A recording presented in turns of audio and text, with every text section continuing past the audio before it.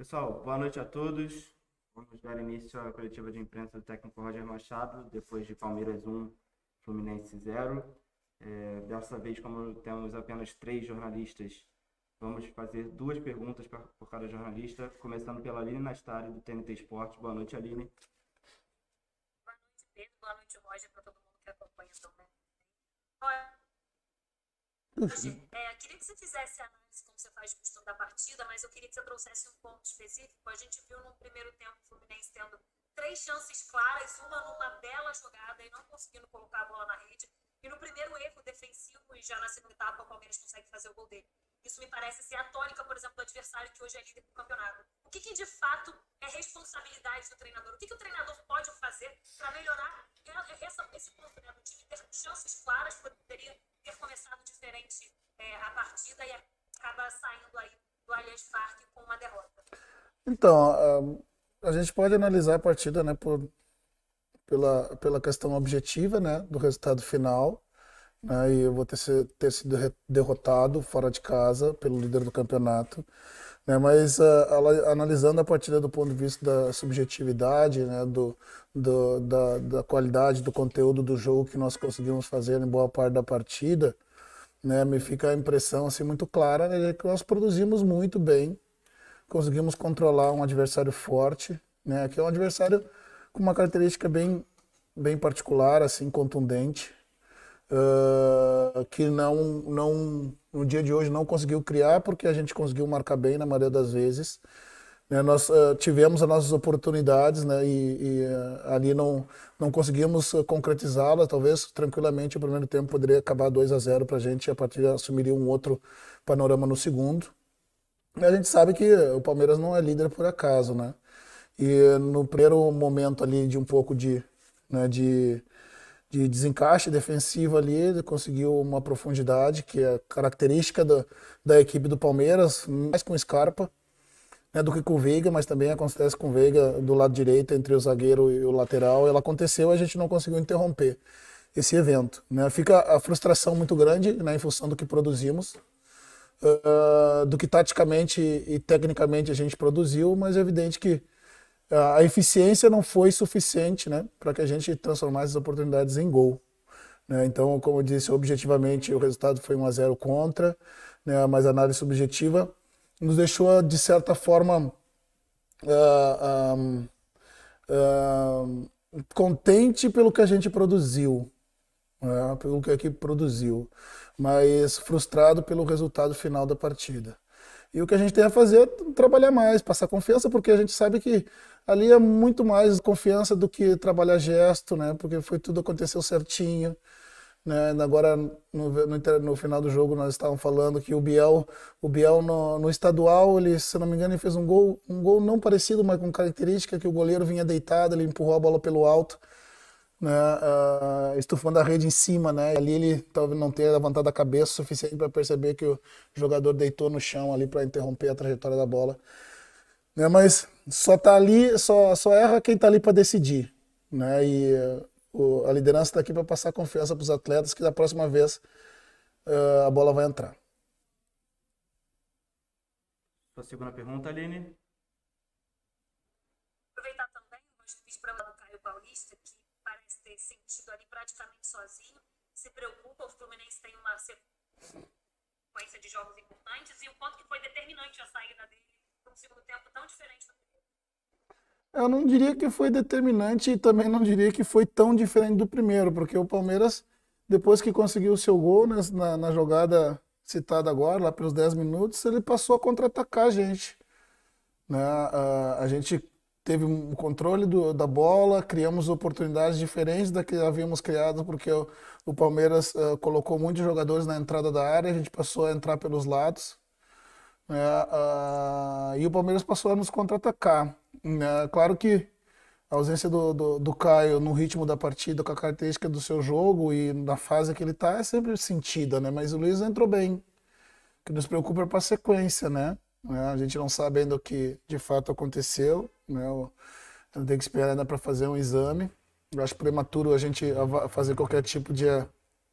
Né? Mas é uma perda que nós sentimos, até porque o nosso grupo não é um grupo extenso com jogadores com essas características, né? Em função disso, já programei a vinda do Martins, né, que tem nos ajudado quando a gente tem feito a alternância dos times no brasileiro. E para uma eventualidade ele se junta a gente. Segunda pergunta é o Thiago Lima, do ge.com. Boa noite, Thiago. Boa noite, Pedro. Boa noite, Roger. Boa noite, meus colegas, tudo aqui na FTV. Roger, a minha primeira pergunta, só para a gente continuar como a Aline puxou o tema departamento médico, eu queria te perguntar também a respeito do Lucas Claro, que não viajou com vocês, se ele preocupa também para o próximo jogo, ou seja, já é uma ausência. E em relação ao Caio Paulista, o fato dele ter tentado voltar para o jogo foi uma decisão dele mesmo? Vocês não pensaram, de repente, que poderia correr o risco de agravar e segurar, já fazer a substituição logo? Só para entender como que foi a conversa ali e a decisão. Então, começar pelo Lucas, né? O Lucas sentiu alguma coisa na semana, fez um exame e apareceu um pequeno edema, né? Para esse jogo ficava muito em cima e a gente corria o risco de aí sim perdê-lo para a partir de terça, né? Então, o Lucas tratou lá e se soma a gente amanhã, para se tudo correr bem, ele está liberado para terça-feira. Com relação ao Caio, foi uma jogada meio estranha, porque eu imaginei até que ele tivesse tomado um chute, né, quando ele se virou ali, né? Mas o médico relatou que ele disse, eu não senti puxar. Eu senti só um estalo, como se fosse um estalo de uma articulação. Vou tentar voltar. Né? Então, quando ele voltou, ele daí manifestou rapidamente que não tinha condição de continuar mais. Né? Então, ali foi a decisão de momento ali, mas penso que não, né, pelo pouco tempo que ele ficou em campo ali, não possa ter agravado alguma coisa eventualmente.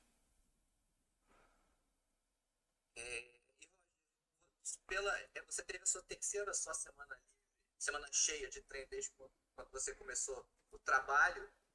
Eu queria saber se você já viu alguns resultados dessa semana no jogo de hoje, em termos dessa movimentação no ataque, se você já notou diferença. Eu também queria que você já projetasse o jogo de terça-feira contra o Criciúma. O que você está esperando dessa partida? Eu vi, como eu disse, é difícil a gente avaliar e dizer que está contente com a derrota, né? Por vezes a gente é mal interpretado, mas se a gente analisar subjetivamente, né, diferente da objetividade do resultado, né, a parte da semana a gente usa para recuperar os atletas, para recuperar a questão, mas trabalhar algumas movimentações que eu pude ver hoje, né, que eu salientei no intervalo, que estavam gerando espaço, as flutuações dos nossos pontas, né, principalmente o Biel, que tem uma capacidade de flutuar mais, né, do que o Caio, que é um jogador mais agudo, né, e um ponta. As nossas saídas lá de trás, né, colocando muitas vezes o volante lateralizado com o Martinelli rompendo o meio dentro da sua característica. Isso aconteceram, para mim, na minha opinião, foi nítido no primeiro tempo. Sobretudo, mas foram situações trabalhadas na semana, mas são situações que elas já vêm sendo trabalhadas no decorrer do ano.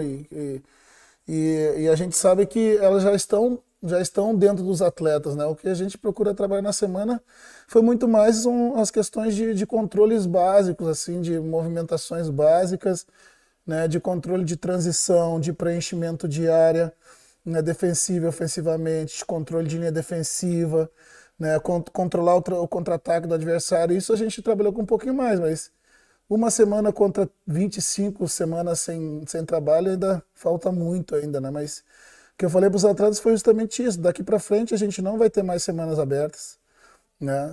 A gente passando dessas fases das competições que nós estamos, mas tudo que os atletas precisam já do modelo já está dentro deles e por vezes uma semana aberta tirada para descansar a cabeça, né? Muito mais para que tu ter ganho de parte física, porque a partir dessa parte do ano, né, não vai ter tanto ganho substancial, né? Mas como eu disse, eu gostei do que eu vi, né? Não gostei do resultado, evidentemente. Imagino que todo mundo não tenha gostado.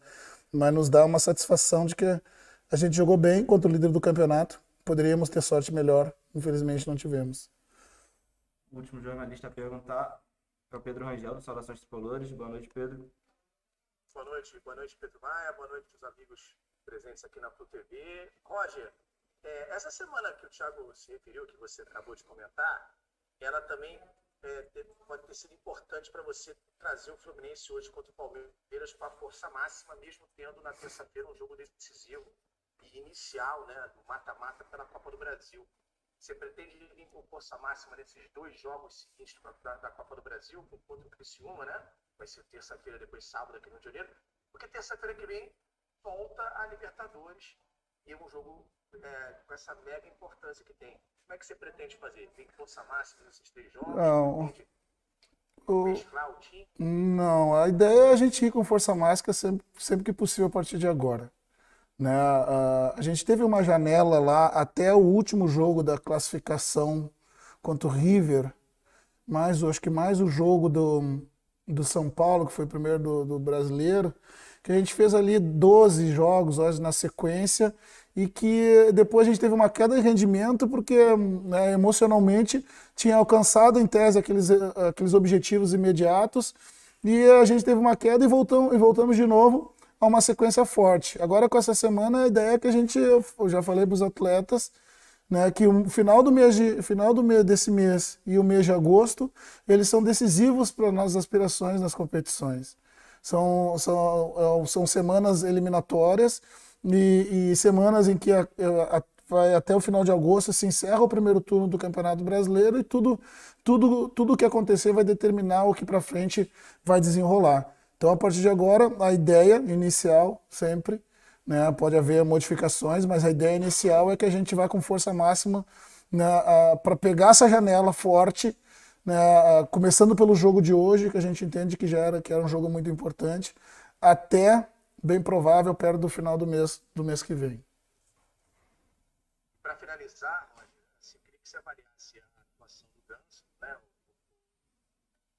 mais uma vez, falasse um pouquinho da atuação dele, do Casares, sobretudo, e especialmente falasse do Kaique, um garoto, né, uma joia de Xerém, que começou a temporada muito bem, acabou oscilando um pouco, acabou perdendo um pouco de espaço. Queria que você falasse também um pouquinho do Kaique, se o Kaique já merece mais espaço no seu time. Então, o Paulo e o Casares, e especialmente o Paulo, né, o Casares entrou com essa missão de jogar mais dentro do bloco, receber essa bola, como muitas vezes ele recebeu, né, municiar os jogadores à frente, e depois o Paulo eu coloquei, né, como segundo volante para que a gente pudesse empurrar meus 2 laterais ao mesmo tempo para dentro do campo de ataque, né, para a gente começar a ter umas jogadas laterais à medida que o Palmeiras congestionava todo o seu centro do campo. Né, a ideia foi essa, na minha opinião ela funcionou relativamente bem e a gente passou a ter o controle do jogo, sofreu um pouquinho mais com os contra-ataques, mas teve o controle do jogo, né? Erramos em algumas tomadas de decisão de tentar insistir com essa bola pelo meio, né? Sendo que a gente tinha que abrir, fazer ultrapassagem e pesar na área para conseguir gerar oportunidade de gol efetivamente. Em relação ao Kaique, né, o processo é natural, assim como eu já falei em outras vezes, que se dá passos à frente e passos atrás, mas no caso do Kaique ainda há a questão que o Kaique ele permanece conosco mais 5, 6 meses e depois se transfere, né, para o seu clube detentor do seu passe. E é muito difícil para o jogador jovem, né, conseguir assimilar tudo isso e tudo que está acontecendo na sua vida, né, e ainda conciliando com a responsabilidade de estar defendendo o clube que o projetou. Né? Então, naturalmente, vão haver oscilações. Né?